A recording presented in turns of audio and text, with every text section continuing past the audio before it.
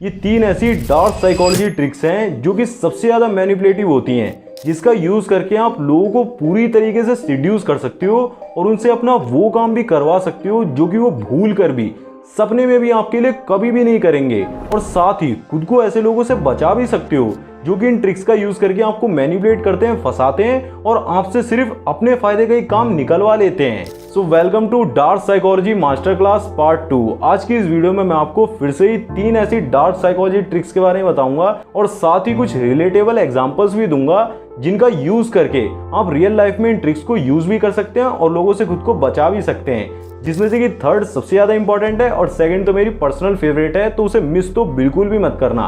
And I promise, अगर आप completely beginner भी हो ना, जिसे डार्क साइकोलॉजी मैनिपुलेशन के बारे में रत्ती भर कुछ भी नहीं पता है, तो इस वीडियो को पूरा देखने के बाद you will become a pro manipulator. So let's begin.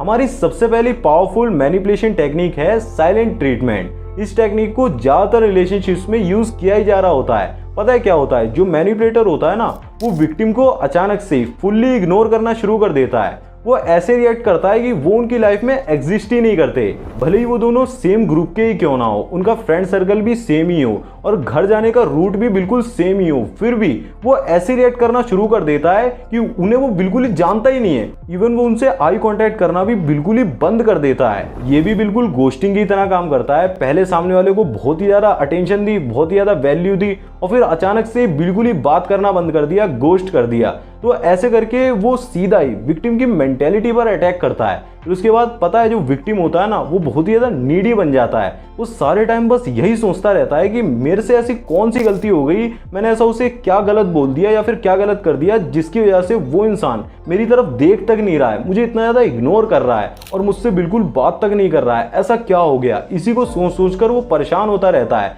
और यही वो मैनिपुलेटर चाहते हैं। तो नेक्स्ट टाइम जब भी आपकी जीएफ या फिर आपकी वाइफ आप पर ये साइलेंट ट्रीटमेंट का यूज करके आपको मैनिपुलेट करने की कोशिश करती है ना, अपना कोई काम निकलवाने की कोशिश करती है, तो आपको रिएक्ट तो बिल्कुल भी नहीं करना है, उल्टा उसे इग्नोर करना शुरू कर दो।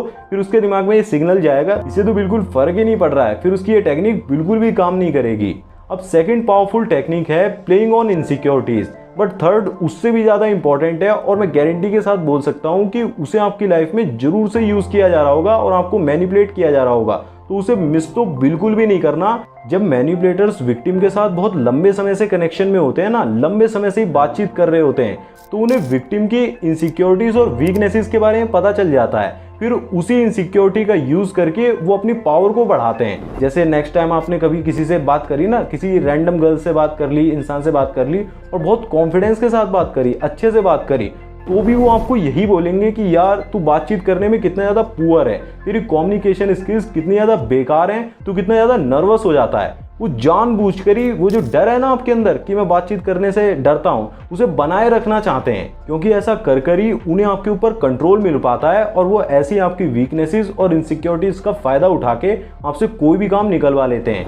सो नेक्स्ट टाइम कभी भी भूल कर भी किसी को भी अपनी वीकनेसेस या फिर इनसिक्योरिटीज के बारे में बिल्कुल भी नहीं बताना है, मजाक मजाक में भी नहीं। तो हमारी लास्ट और सबसे पावरफुल मैनिपुलेशन टेक्निक है लव बॉम्बिंग। इस टेक्निक के बारे में मैं आपको पहले की वीडियो में बता चुका हूं।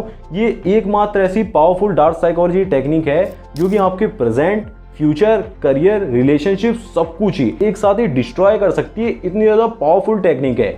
जब भी कोई इंसान आपके ऊपर प्यार की बारिश करता है, आपको भर भर के कॉम्प्लीमेंट्स देता है, भर भर के गिफ्ट्स देता है, बहुत सारी वैल्यू, अटेंशन देता है, आपको बिल्कुल ही ऐसा फील करा देता है कि you are the only one, आप उसकी लाइफ में सिर्फ एक ही इंसान हो जो कि बहुत ही ज्यादा इंपॉर्टेंट करते हो, बहुत मैटर करते हो। बट जैसे उसे ये रियलाइज हो जाता है ना कि आप उसके बिना नहीं जी सकते, अब जीने मरने की बात आ चुकी है, तो वो सारी चीजों को, अटेंशन, गिफ्ट्स, कॉम्प्लीमेंट्स, सबको ही पूरी तरीके से विड्रॉल कर लेता है और फिर आपको पूरी तरीके से अलग कर देता है, ब्लॉक तक कर देता है। फिर बस आप दिन रात रोते ही रहते हो और दोबारा से उस मजेदार लाइफ के लिए तड़पते रहते हो। बट जब भी वो इंसान आपकी लाइफ में दोबारा आता है ना, फिर वो आपको मैनिपुलेट करना शुरू करता है, आपसे कोई भी काम करवा लेता है सिर्फ इस बेस पे कि अगर तू ये नहीं करेगा तो मैं तेरी लाइफ को छोड़कर चला जाऊंगा तुझे।